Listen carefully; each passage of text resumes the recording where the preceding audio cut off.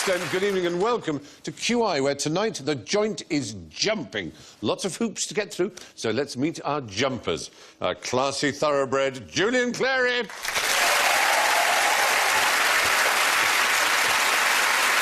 Fits as a flea, Ross Noble. The human pogo stick, Bill Bailey. And a nice, warm, woolly top, Alan Davis. There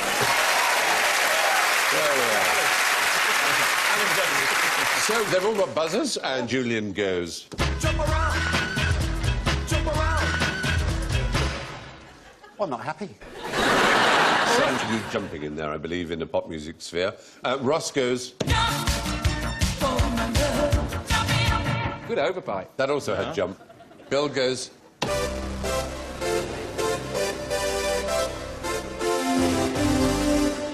I've no idea what that means. That was a Van Halen. Alan goes. Tiny kangaroo down. Little jumpy thing too. So it's jumpers. First tonight, I'd like you all to give me your impression of some Mexican jumping beans. Hello there, we are jumping beans. Yeah.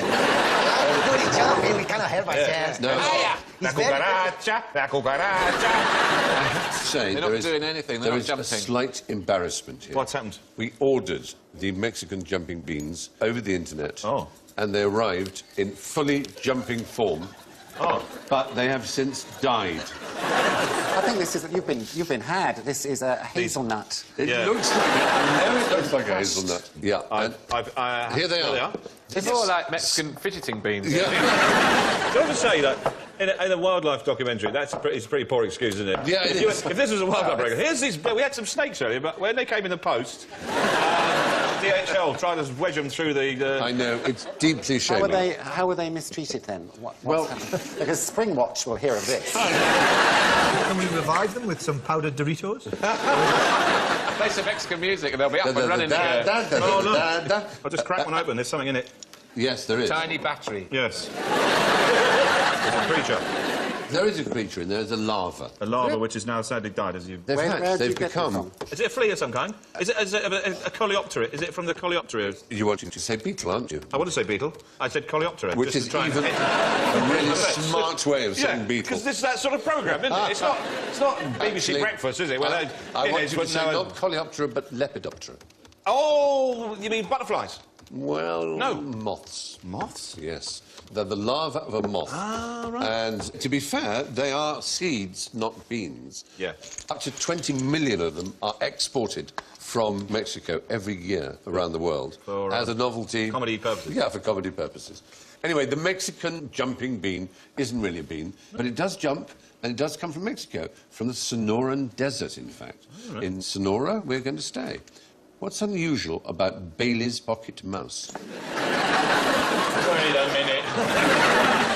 Obviously, That's it. Bailey's pocket mouse doesn't look like that. No. If you take away the handsome features, that's it, Bailey's pocket mouse. Is it some sort of desert mouse that doesn't drink or something? Well, you're almost right. You're very close. Oh, it does drink, but only Baileys. Yeah. That's right. It shins up the bottle like that, and it brings its own miniature parasol. There is a particular oil-bearing plant in Mexico. Jojoba. Yes! And it was thought for many years that the Bailey's mouse Yes. was the only one that could tolerate eating it, because it is basically disgusting to all other animals. So they can survive on shampoo.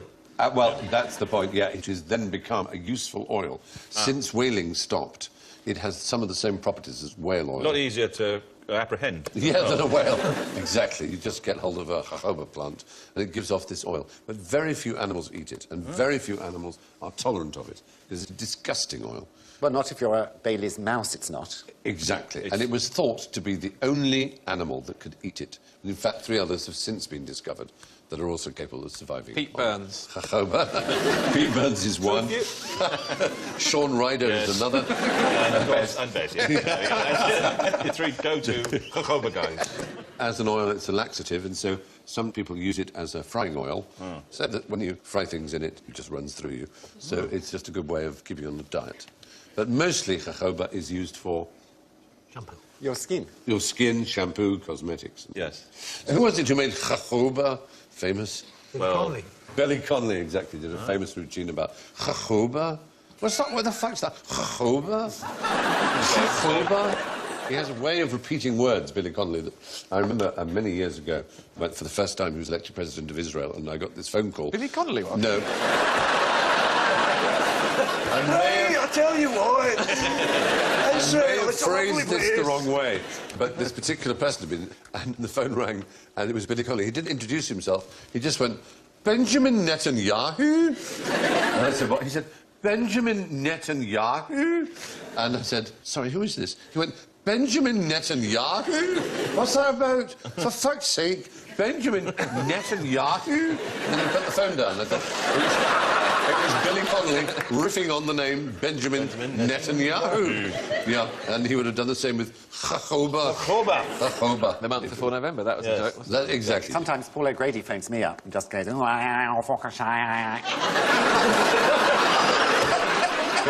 hangs out. What's that? Get that? No. Stop it. No, don't. Doesn't say no, don't. Doesn't it? No, that's Frankie Howard. Oh, damn it. So easily confused. That was your jojoba. Now, who put jolly jumpers on their skyscrapers? Is it Cockney rhyming slang? Jumpers on your skyscrapers. Doesn't rhyme with anything. No, Cockney not rhyming slang. I'll tell you what, I'll put a jumper on a skyscraper. It's a skyscraper. Rhymes with rapers, that's all. Oh, stop it right now. They swoop out the sky. A horrible bunch of skyscrapers. Go back in time. Go back in time before tall buildings. What was a skyscraper before there were such things? A tree? No. Was it an erection?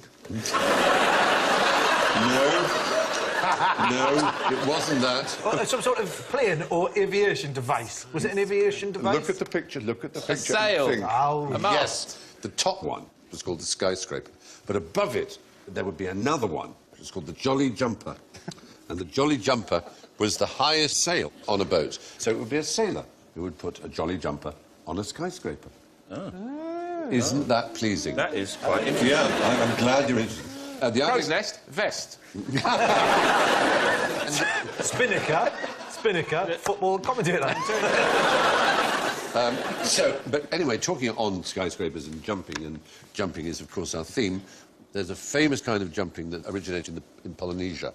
Bungee. Bungee? Bungee jumping. How did that begin? It was the tribesmen with the twines. Yes. Twine themselves up. They used vines. Yeah, vines, twine. Vine, Yeah, exactly. Yeah. Rhyming slang, wasn't Vine, it? twine, yeah. Swine, vine. Yeah, no, they're yeah, vines, yeah. and they tie it around, and then they Right. jump, but they didn't sort of... They tie it go around like their that. ankle. It would go into the mud, the heads go into the... Exactly. And right we into have the film mud. of precisely that. Cool. Here you are. There we go. Pretty scary. Whoa. Yeah. Oh, that's got Not an idiot. But the thing about... All the women are laughing their heads off. That's the Pentecost Islands in the South Seas where it was first observed.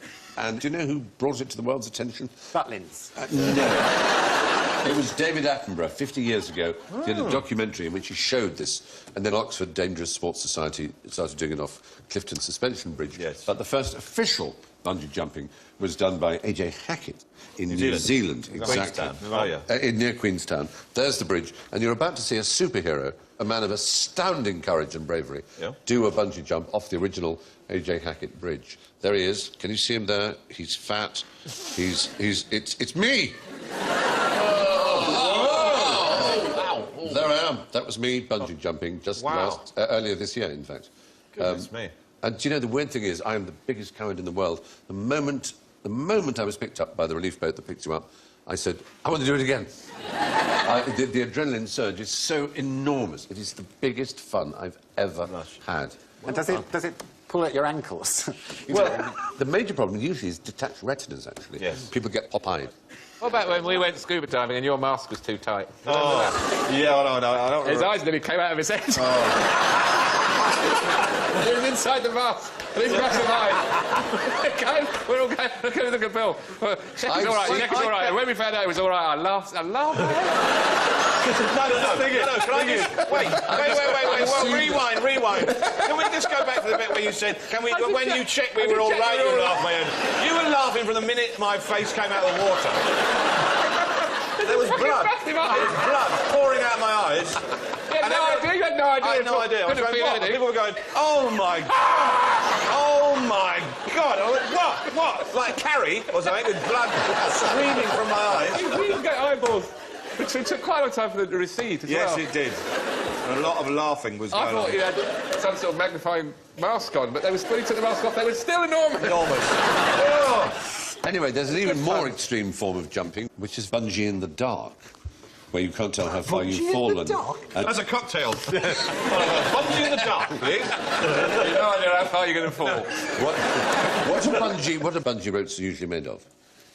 Elastic. Latex, yeah. Oh, I've latex. got a suit in latex. Have you? Just had it made. I would like a photograph sent to me of that, please.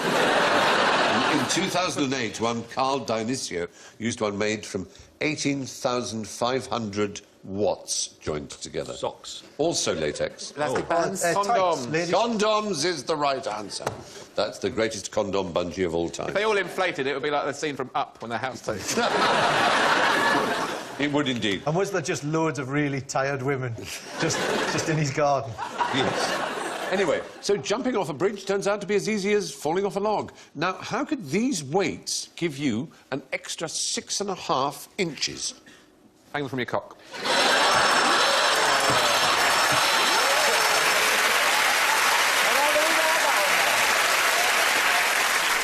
Oh, dear. Wow. Is it to do with stretching out your spine? No. There's some sort of inscription on here.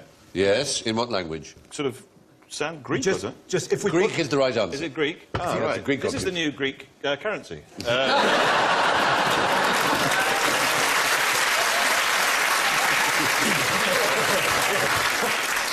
Hang on a second, I'll just get Wilma. Get it the wrong way up. Yeah. Get it the wrong way up. No, I've got no signal, I've got nothing. do it that way. No, the other way up. that way. Yeah, that's it. That's it. The mad thing is, if Bill and I were to put these two things together, we would unleash the apocalypse. So you're not allowed to. Keep away. Yeah. They're called halteres. They're Greek. Okay. And they gave you an extra 6.5 inches advantage at a sporting event. Yeah? Yeah. Punching with rocks. 6.5 inches. Hurling with the other hand, and that weight gives you more of a spin. That's a thought, but it's Discus. certainly an event in which you are judged by the greatest distance you have covered. Or the long jump. Long jumping. You use these. You just You'd fling think they'd hold. arms out. At first, when people found them, they thought they might be used as a handicap system for people who were better at long jumping. They would hold them back and weigh them down. But actually, you wind it up, you wind it up, you wind it up, and then you jump, and it gives you an extra 6.5 inches advantage. And also, you look like that. You can see them depicted there, just a there pair of them any, hanging on the plate. Is there some sort of checking system in the Olympics to check that people aren't, you know, giving themselves an extra advantage? Well, nowadays, of People course, you with would certainly not be allowed to do that. You would not having be allowed to use metal Okay, implants in their jump. knuckles. Yeah, exactly. That's what you get nipples, and then, you know, the piercings, Yeah. big magnet at the other end. You go knock us first across the line. What's the, so the hammer then? What's all the? I don't understand. That's Celtic. Putting the shot was a Yeah. Celtic one. But the original Greek ones were the discus Yes. and the javelin and standing long jumps. Standing long jumps existed until 1912 in the Olympics. In other words, you didn't run up, you just went, yeah. And the record, bizarrely, it is a pure coincidence, but the record for the standing long jump is 12 feet 2 inches. No way. And it so happens that the distance between there and there is exactly 12 feet 2 inches. And I'm gonna do it for you now. The world record standing long jump is exactly that distance. Was it set by that man with the flat cap and the cigarette on the right? He was furious. He's furious that this bloke was doing it because the other bloke copyrighted the idea. Yeah, exactly. Have you heard of Fjärleppen? Lippen. It sounds. It exists in East Anglia and in Frisia, mostly in Holland, though. Oh, jumping the canals. dikes. Yeah. Jumping the dikes using a pole. And it's a big sport, and we do it in Norfolk, where I come from. You know they've got bridges now. So much less fun. And you can actually see some... no, mock ye not. Watch some film of some splendid that's great. Fjärleppen performers, and you will be impressed. Here you are. Big run. Whoa, and... Yes! Oh. And didn't even fall over. Oh, look at that. Less fortunate. Yeah. Just to prove it's not as easy as you think. And... Oh! There you are. Fjärleppen. Wow! That's a good one. Yep. Isn't that? You can That's watch what- that forever. Yeah, couldn't they you? should do that. Like, instead of just straightforward pole dancing, they should just have, like, a loose brass pole, and then a woman in her pants runs out. Hey! And then it's less sexual, you know. It's, you can watch it arcing. I think it is sexual. You're I in think it is. desperate need of help, Ross.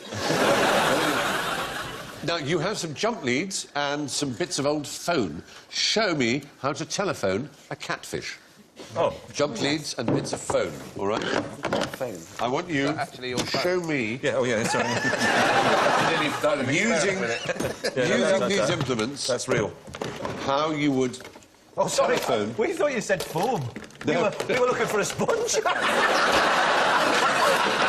have we got to do? Using these items, you should be able to telephone a catfish. This is like Blue Peter, isn't It it? is, isn't it? Oi, catfish! What you have to do, Power. you have to telephone catfish. Hello, 118, 118. Could I have the number of a catfish, please? Thank you. You're in America. Yep. Catfish, there you can see one behind you. Highly popular dish all over the southern states of Louisiana and places like that. There's a way of catching catfish using a telephone. OK, Yep. I'm just going to chuck something out here. Throw it at I'll me. throw it, I'll see what the group thinks. There's a small electric current that passes through a phone line. Yep. So you isolate... It passes here, here, here, and here. Yes, the current passes here, here, and here. So point A, B. Listen carefully. We'll say this only once. I'll say this only once. And then you place the these are called the powerful bulldog clips upon the two terminals here and here. That's electrocuting. Ah! I think you've connected the same wire to itself. Yes, there's a few teething problems, obviously. Now, there we are. There we have a current. There's then- a copper bit there. That must be doing something. Right. Yep. Now you place these in the water Yes. near the catfish, and then you dial, I don't know, 1-800 catfish, and causes a small current to pass through the water, stunning the catfish, which floats the service. You're absolutely right. It was in the early days of telephones, actually, to be honest, Yeah. when they used these magnetos. It was the old dial-a-phone thing. Oh, yeah. And you would take that from your phone, the old wind-up phone. You crank the handle, the fish would be stunned by the electrical current, and you would simply scoop them up and take them home. So it's But- not specific to catfish. Well, it was used for catfish, and it was so successful that it became essentially illegal because it overfished the catfish I've population. seen someone doing that in Thailand with a car battery. Slung over his shoulder on a strap. I know, they do and it. And a pole and just wading up to his knees and just zapping. And as you'll know, Fish. Bill, in Indonesia, they use cyanide and dynamite Yes. to fish. On I the mean, tourists. Yeah. In Georgia, in 1955, you could get 30 days on a chain gang for telephoning a fish. It was called literally telephoning the fish. There's an academic study called Telephoning Fish, an examination of the creative deviance used by wildlife violators in the United States. Oh. So I reckon- it was I that reckon- big of a problem. You could probably smash a rabbit's head in with that as well. There's a lot of wildlife that can meet a terrible end from this stuff. You know, round a panther. There was another thing they used to do, which is a way of poaching deer, is that in the evenings, the deer would mingle with cattle. Socially. Socially, yeah. And you I would hate crawl it. up behind a cow with a pistol and you'd shoot the deer. But the problem is you're in the middle of a field and you're miles from home. Oh. So what you would then do is you would get an air pump and you would place it up the rectum of the deer and you would pump it full of air and you'd put it on the river and it would float downstream to your partner who would then place it on the boat. It was a way of transporting poached deer by pumping By them up pumping them with air up Yeah. the... at the Jackson. I thought they were standing behind the cow to shoot the deer so that the other deer would think the cow did it. But actually, it goes further back than that. Native Americans used walnuts and buckeye leaves to grind and drop in the water, which would instantly deoxygenate the water downstream. The fish would come straight to the surface, Cunning. which is very, very clever. There are ways of catching fish that are sort of unfair. It's very easy. I've caught mackerel with nothing that resembles a lure of fish. Simple shopping trolley. Well, by singing, Just by singing, They're so stupid. Yep. They really are. telling, Anything. You could just lower a piece of paper with hook written on it, and they would poor mackerel. swim to the shore, fling yourself onto the beach. OK. So it's time to put away our telephones and our objects, if we can. It's all right. OK, so much for telephoning fish. How about jumping camels? What? Jumping camels. Jumping camels? Yeah. What do you mean, It's, just, you know, without any kind of a chit-chat before? Just, Jump the beast. Just straight in. In the Yemen. In the desert as well. In the Yemen. I don't believe that camel can jump. I never believe it No, can lift itself it's off the not ground. the camels that are jumping. Do you jump from one camel to another? It's more than that. Think Eddie Kidd. Oh, jumping over. All right. Yeah. Stunt bike. Stunt, not bike, though. Oh. Just simply by your own human power, leaping over camels. What? The record is 6. One human being can run up and leap over 6 dromedaries. With a trampoline or something? No, there's a small amount of dirt laid up as a kind of jumping-off point, but no trampoline. Is there a bicycle pump involved? No bicycle. No bicycle pump. I mean, Yemen has some of the world's severest water shortages. It's got a 50th of the average of the world's water supply. Despite the fact that they have so little water, 40% of the water they have is spent on cultivating what? No, they don't have that in Yemen, no. Something that they are addicted to. Coffee? Tea? Something they chew. Oh, Chewing gum. Cat. Cat is the right answer. Yes. Cat. Cat. There it is. Cat. You can see it behind you. Not cats, but Cat. Cat is a herb. It's a slight stimulant. It's not like cane or speed or anything like that. It's not like an amphetamine. It's more like an espresso. Well. It gives you a kind of buzz. Yeah, it's like an aero. Oh. It's about a third of the economic activity of the Yemen. No put wonder into they're one doing so country well. Goes into cat. Don't they have cat houses in London, don't they? Where people actually go around and chew it. They sit Yep. like Yemeni blokes just sit around Yep. just down for days on end. And the older men get huge pouchy cheeks because they fill it so much of it. I know where I'm going for my holidays.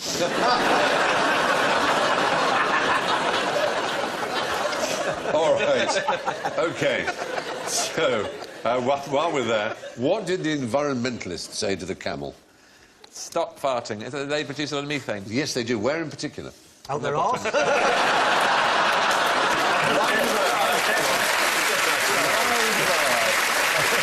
No, there's a particular place where camels are Known for it. extremely numerous.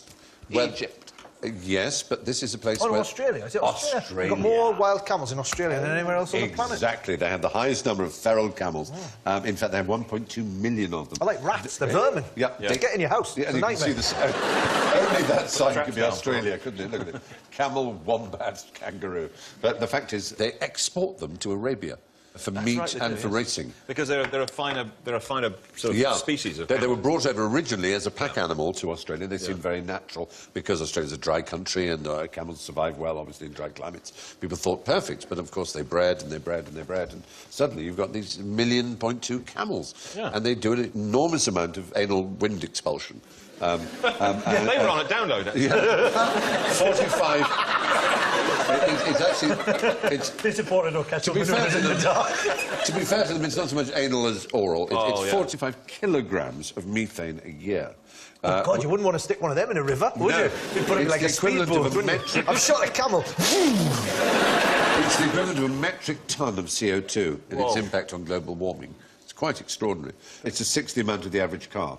So now there's a company called Northwest Carbon, which has set up a thing where you offset your carbon footprint, if you're an Australian car driver, by paying this company to go and shoot camels. Which is basically a bit unfair because, let's face it, Europeans with cars are as unnatural to Australia as camels are. And it seems a bit unfair. Why shouldn't the camels shoot the humans? Yes. Here's the thing, though. I mean, while we're talking about all this whole business of ecology, Sainsbury's, the supermarket chain, very useful supermarket chain. The great thing about Sainsbury's is it keeps the scum out of Waitrose.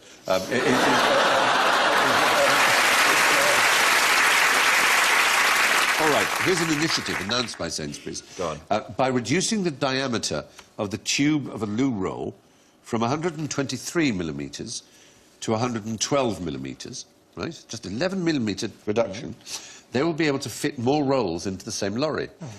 Given the scale of the loo roll market, we use 45 to 50 rolls a year each. And that's including you. I do that over weekend. Yes, all right. This will mean 500 fewer lorry trips a year just by doing that, by reducing the centre tube by 11 millimetres. Well, this is the principal difference between men and women, in my view, is the amount of loo roll that women use is unbelievable. I mean, a roll could go in one visit. To be fair, though, Wrapping it round. At least women don't pee all over the floor. You know that's not true. A lot of women clapping there. obviously they do use more loo roll, but it's a lot harder for them to shake than it is for us. Do you know what I mean? Cheeky flick, everything's fine. For a woman to do that, she's got to get on a swing. One of those power plates, you know, the ones that go... Right. One of those. You wouldn't need a power plate. All you need is a vibrating loo. Oh, that's it. There you go. Sit on it, you have a wee, press a button. Yeah. And you're clean. Trouble with that is they'd never get off it. Are you coming out there? Oh, God. I think I've got diarrhea. Now, here's the question. Here's The shaken vac. Drinking leaves of water. I have to tell you that the little baby Jesus, whom I have never believed in until this minute, has told me to change the subject. All right. And we're going to jump. As we're jumping, we're going to jump. We're going to jump to Spain. We're on a roll.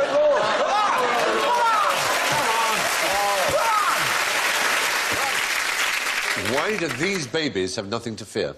There are men jumping over them. Oh. But why have they nothing to fear? Yes.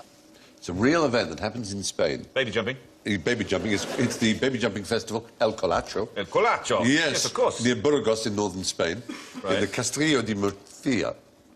The reason is that these babies have been purged of their original sin in this ceremony, so that if they die, they won't go to hell. Burgos has the largest cathedral in Spain. It's a very huge cathedral. Enormous. Yeah. The I love the concept of original sin. It's like you go to confess and you go in, and the priest goes, "That's not original enough." Derivative sin. All right, then, I got a transit van and then pushed it into a bouncy castle. Yep, I've heard that before. Have a blessing. Well, yes, the Catholic Church is slightly embarrassed about this festival, actually, because... I could think on the vibrating loo, you'd have different speeds, wouldn't you? The dial. Maybe side to side, forwards, back, round and round. But basically... And then one like the waltzers. They go back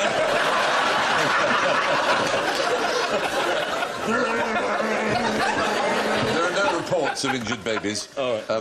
So you may prefer to indulge in a Japanese ceremony called the Hadaka Matsuri. It's the naked festival. Raw baby Yep, eating. it takes place in Okayama. There they are. 500-year-old event. It culminates in 9,000 men in loincloths wrestling in mud. They're all men. Some of them look Yes. like women. Well, they're all There's men. a woman in the middle there, surely. No, he's a man. He's a man. And then, in the end, the lucky man gets thrown a pair of sticks by a Shinto priest at around midnight, and the winner thrusts the sticks into a wooden box filled with rice and is granted a year of happiness. It seems a perfectly normal way to behave to me, don't you think? Yeah. So run me through it again. You get a pair of sticks. 9,000 naked men wrestle in mud. with great big pouchy mouths. And then eventually, a Shinto priest throws 2 sticks to the winner, who sticks it in some rice and is granted happiness. Okay. Yeah, Yeah. that's it. I love rice. Yeah. Is that... Yeah. 5 stars on TripAdvisor, this, wasn't it? Yeah. All right. Jumping out of planes now. OK, what happens if you wear your parachute upside down? You get back on...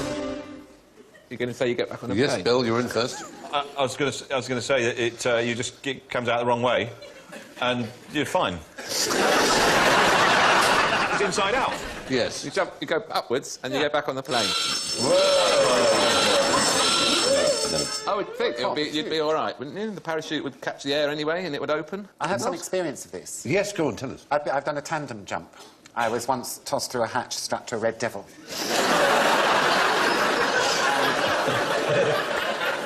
My life sort of flashed before me. Yes. And I didn't think the parachute was going to come out, but obviously it did, or I wouldn't be here. But I did ask Keith, his name was. Keith the Red Devil. Yes. What would happen? It doesn't bear thinking about, Andy. No, you would die. You really would die. Yes. You're asking this on the way down. Keith! Shut up! Just shut up! You can't speak at all. Before the parachute goes up, you're falling so quickly, your cheeks are out here. Pouch-like. Pouch-like. See, a theme is emerging. And I had a camera attached to my helmet, which... Everyone is to behave. Just because Julian said helmet it's not a cue for laughter. It is a butch It's a moment. night out, isn't it? Yes. Anyway, you couldn't speak because of the velocity of the wind filling up every orifice. Can I have a point? You certainly can. You're absolutely right, yes. The problem with the early days of parachuting was that the standard-shaped parachute would cause a lot of waving back and forwards. So someone said that maybe a V-shaped parachute would be a good idea. A 61-year-old watercolourist called Cocker.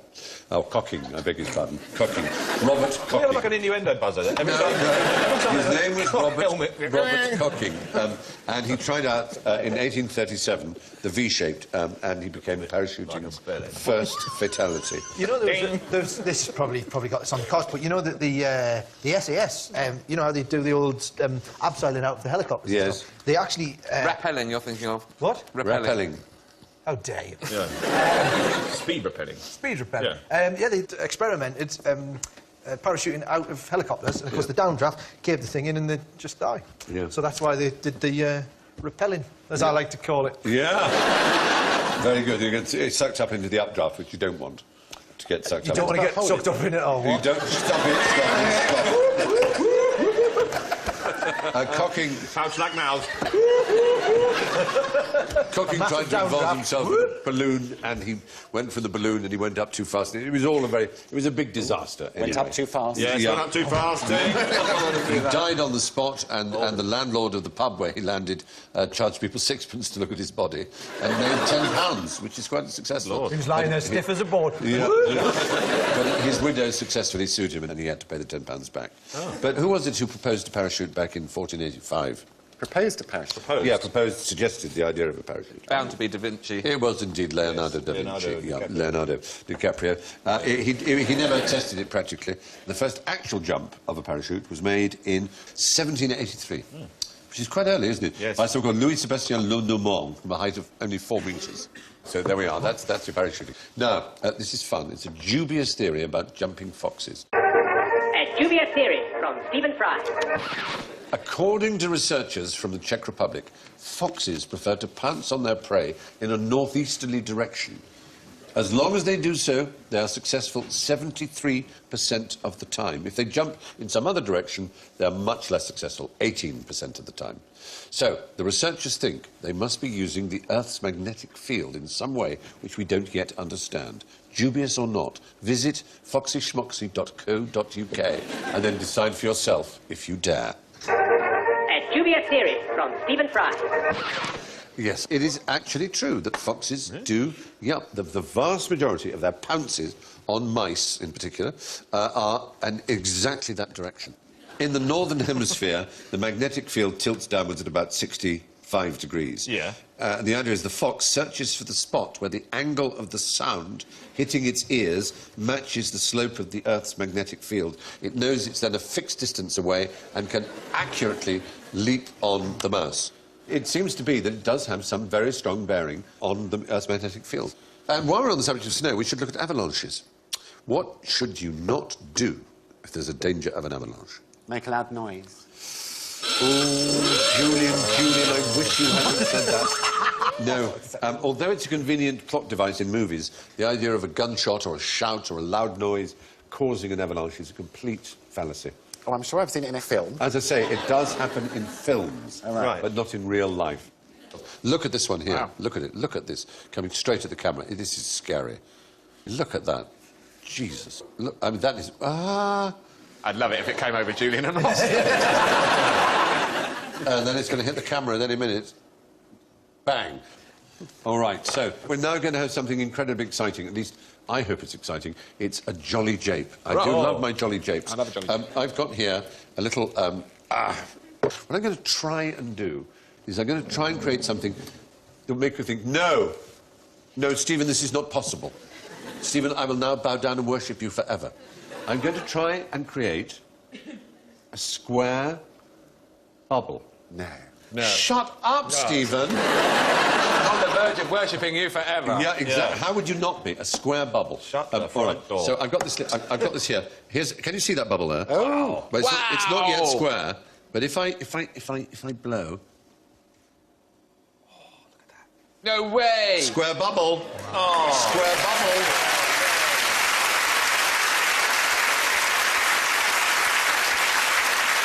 How amazing is that? Very cool. On television, virtually live, as we say, it's probably the only interesting and important thing I've ever done in my life.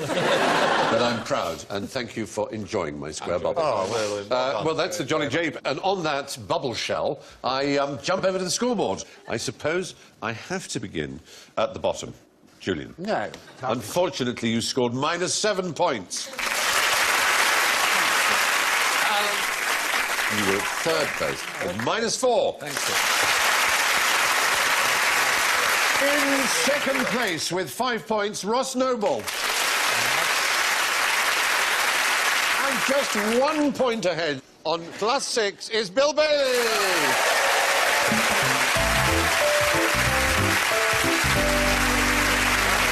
Well, that's all from Julian, Ross, Bill, Alan and me. Be adorable to each other always. Good night.